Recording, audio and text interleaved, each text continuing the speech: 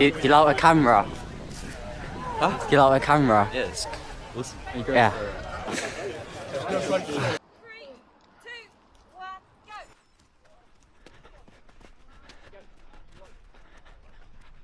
Welcome back to the channel. It is 9 AM on a Saturday, which means only one thing, it is parkrun. This morning I am at my local parkrun at Kesgrave, which is located around the Millennium Field. Don't worry if you don't know the Kesgrave Parkrun course, because this morning I will be capturing the entire parkrun on my brand new Insta 360. I will be making a full review for the Insta 360, so please do subscribe with the notification bell on so you do not miss that video. But from first impressions, I will tell you now, I'm really impressed with this product. It is extremely expensive, coming in at a retail price of £389, so I did try and find some cheaper alternatives. I tried camera glasses and some fake Chinese products, but nothing quite compares to how good the quality of the Insta 360 is. So in short, my recommendation would be to buy the real thing and splash the cash. Okay, so back to the parkrun, and this morning we're at my local parkrun, which I've done over 117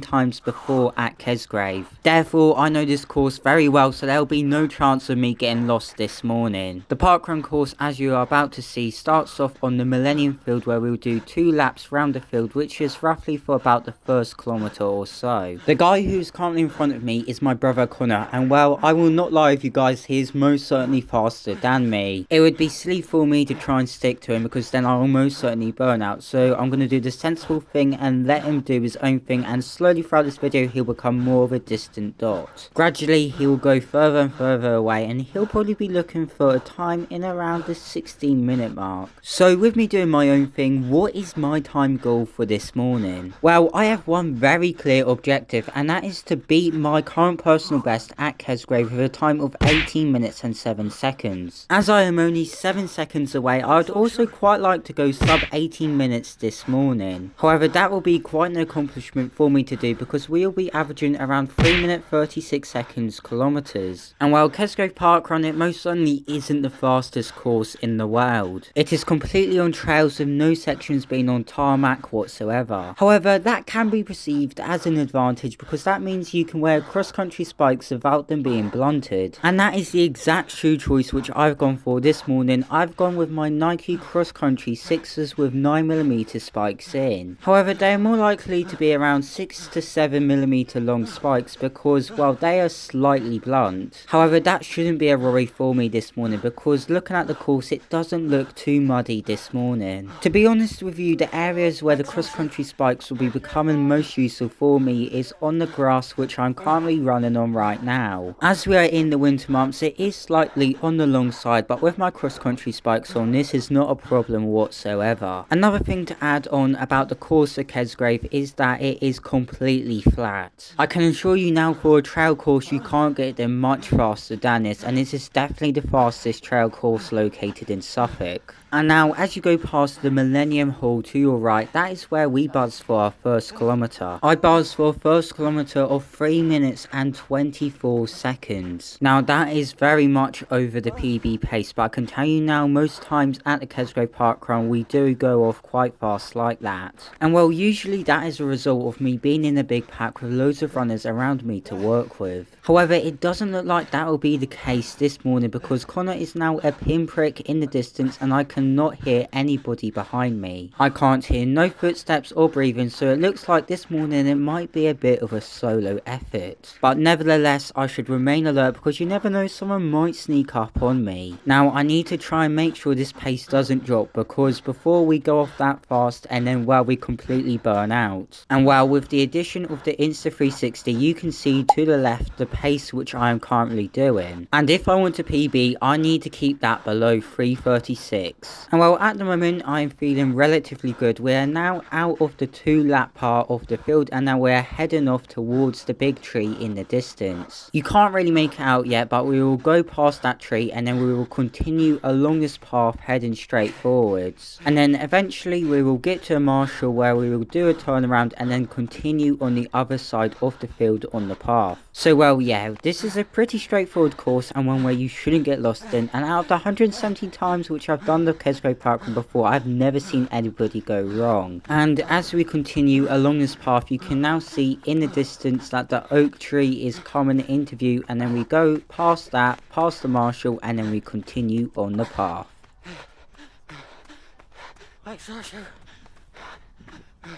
I have the background volume of the parkrun turned down really low because for some reason my breathing seemed really loud. And well, to be honest with you, I don't think I am that much of a heavy breather, and I think it might be more due to the camera that my breathing sounds so loud. My theory is because the camera is strapped to my head, the mic is quite near to my mouth, so therefore it maximizes the volume of my breathing. So therefore a result is that my breathing sounds a lot louder than what it actually is in reality.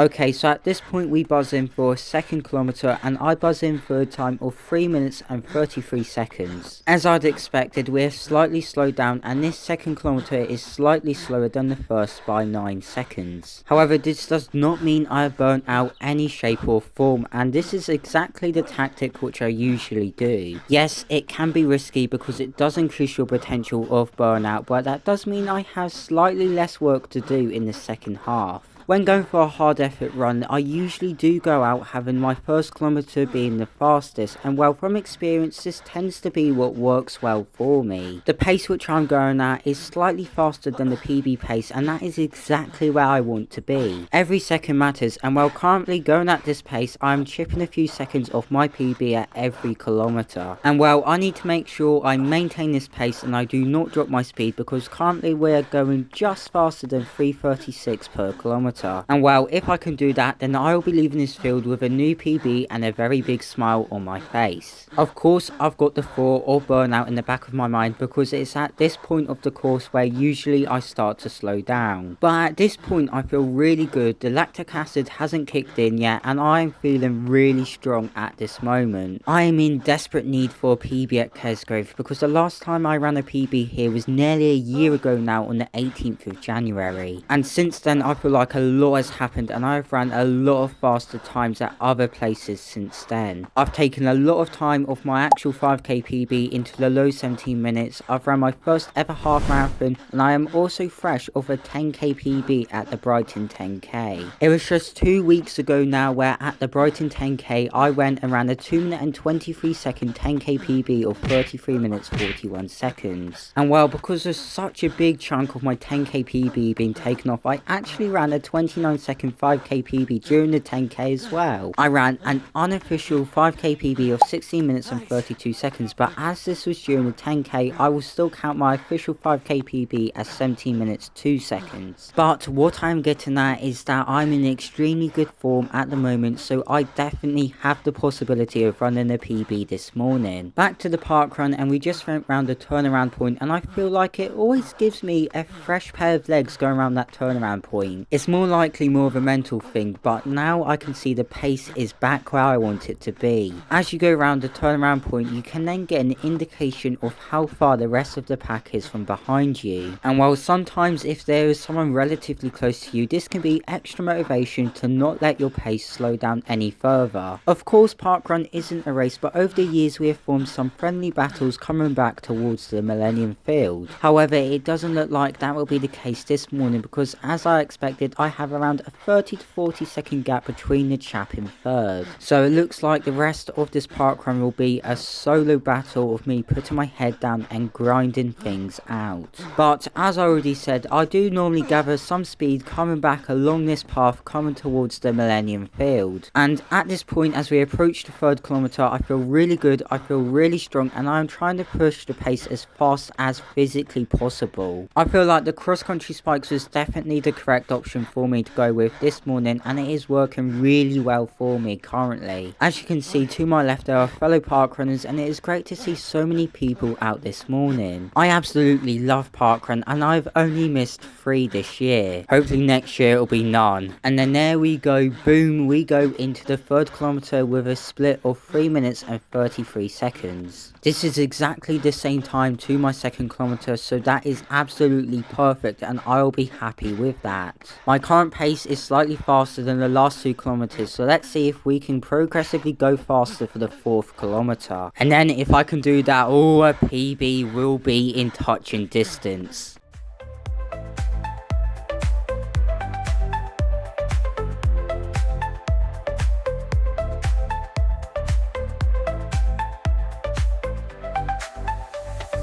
And after a 3rd kilometer of being completely locked in, we buzzed in for the 4th kilometer with a time of 3 minutes and 30 seconds. The PB is most certainly not confirmed yet because my breathing feels more heavy now, and the legs, they definitely feel more tired. We are now back on the Millennium Field where we started, and well, it is not over yet because now we're going into a short wooded looped section. And while this section, it is tight, it's got loads of turns, and you can do nothing about your pace dropping.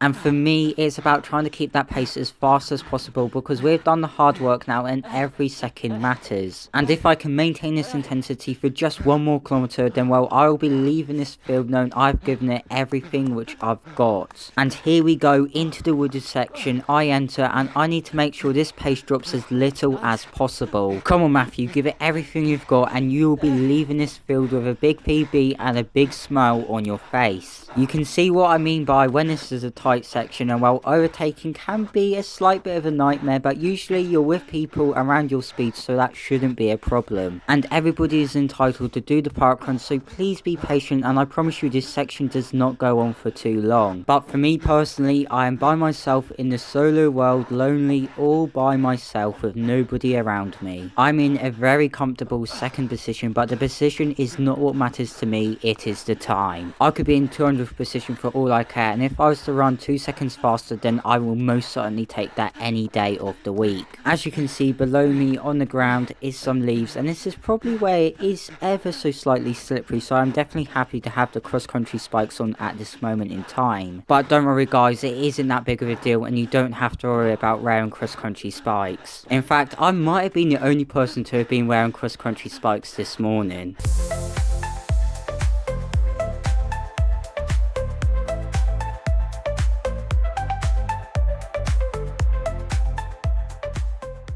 Okay, into the final 300 meters of the parkrun we go, and before we get to the sprint finish, I'd like to give a quick thank you to all the volunteers on the course this morning. Parkruns quite simply wouldn't go ahead if it wasn't for volunteers, so their work is hugely appreciated. So as you go past the marshal, please do feel free to say thank you to the volunteer. We are about to leave the woods and re-emerge onto the Millennium Field where I will begin my sprint finish. Let's get those arms pumping, get those legs moving, and make up for the seconds lost in the woods.